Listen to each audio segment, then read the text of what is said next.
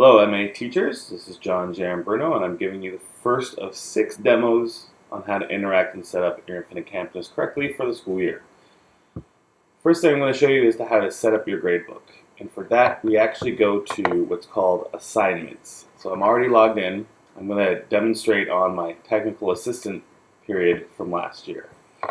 So I click on assignments, and you're going to see 3 things. Edit teacher preferences, edit grade calc options, and edit categories. I'm actually going to do teacher preferences first. I'm going to skip calc options and go to edit categories second, and then go back to edit calc options. Reason being is teacher preferences lets you set for the all your sections, your entire grade book, everything. Edit categories lets you do it by classes with the same name. And edit grade calc options, you have to do class by class. So let's get started. So I'm going to first go to assignments, then go to edit teacher preferences. And here I can change how I interact with Infinite Campus. So for the beginning of the year, I suggest not hiding drop students. For the first 2-3 weeks, to leave that alone. And so uncheck hide drop students because kids transfer and you want to transfer their data. I like to show the student numbers. I like to see the student pictures whenever they're available. I like to use my seating chart for attendance, and that's part 6 of this tutorial, which is a later video. And I like to reverse the assignment order so that it's the most recent is first. The other thing you want to do is default your standard grading task. Most of you are going to do semester. A few of you are not. A few of you can add your website address. This could be your Menlo Atherton HS account. Mine right now is a YouTube channel for our video production team. And the key point down here is you can say mass assign to multiple sections. You check all.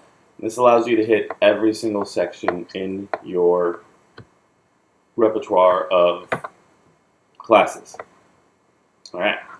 I'm going to hit save. Always hit save. And then we're moving on. So that's teacher preferences.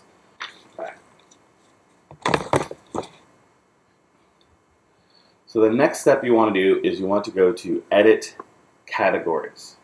Now, edit categories is where you're going to make all the categories that you like to separate all your assignments in.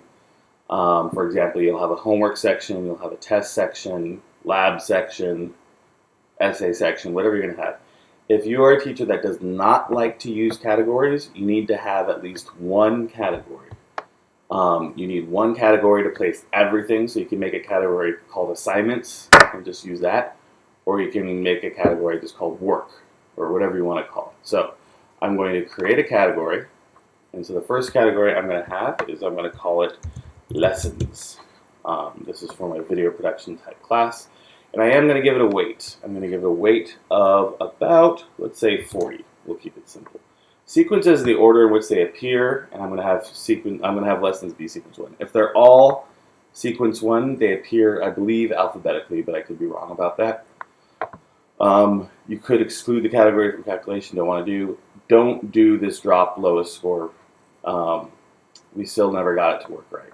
All right, and then I'm going to apply it to all my multiple sections. If I had several TA sections, I would have a check mark down here to apply them to all the sections with the same exact title.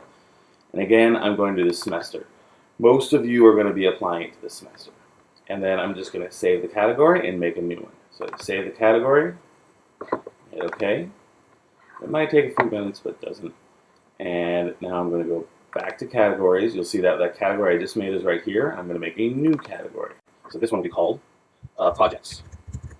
Projects will also be 40%. We're going to make that sequence 2. I'm not going to choose any of those options. I got to choose a section and then choose the semester. It won't let me pick a semester until I click on a section. And then I hit save category one more time. It's going to say several minutes. And then once again, go back to my categories.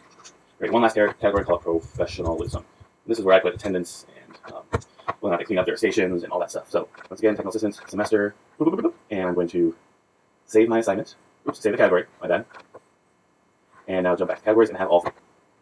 Now this is a slightly newer feature. I can copy the categories from my technical assistant to any of my current classes. So while I showed you how to make new categories, if you have a category set up from a previous year that you want to use for this year, you can easily do that. And I'm going to show you how to do that next. But let's say I want my my technical assistant categories to be the same as my student clerk categories, right? These are just classes I know I can mess around with. So I'm going to scroll down here and find student clerk, which is right there, and I'm just going to hit next. It says, what do you want to do with them? Where do you want them to go? And I hit copy the categories. And now my student clerk designation also has it with my TA designation. So you can copy categories now between classes. You do have to do it one at a time, so I can't hit video production and computer animation and academy all at the same time. However, it doesn't leave the page, so you can just go down the list one by one for each thing. So if I wanted to do my technical assistant categories to TV Comprod now, I can hit next and go, but I don't want to do that because I'm on my live site. All right. And that's it for categories. So you have copy categories and create categories. Probably that. The last thing you want to do for your gradebook is to edit grade calc options.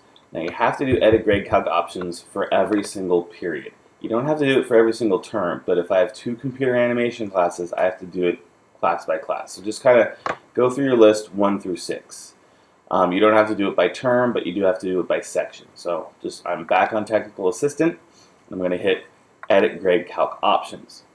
Now what's going to happen is you can calculate in progress grades for points or marks, and that's going to pop open the grading scale. This should be defaulting to standard when you guys access it on Monday. But right now I'm going to apply standard. You can make your own, and that's a lesson for later. But there is no difference between standard and weighted scales, so I just recommend just putting in the standard scale. And I do plan on using the weights of my categories, so I hit weight categories. There's one more option here, use scores percent values. Please don't use that until you've spoken to myself or Inez just about what you can do. You can't really do an extra credit assignment when you choose this value, and it does mess around with the gradebook. So do not check that one off unless you really know what you're doing. There's a few of you that do. So it used to be you'd have to apply it to all the terms, and it would do that if I do this, but I'm just going to use it for the entire task. And task, Infinite Campus likes to use the word task for term or grading report. So standard scale, weight the categories, and hit save. All right. So I've done preferences, categories, and grade calc options. I can now copy categories into other classes. I can now go to a different period and assign a different grade calc option. But here are all my assignments, here are all my categories, and here are my grade calc options with my scale that I made. And that's about it. This concludes part 1 of setting up your Infinite Campus. Next up is making your first assignment and how to use the gradebook. Thank you very much for listening. Bye.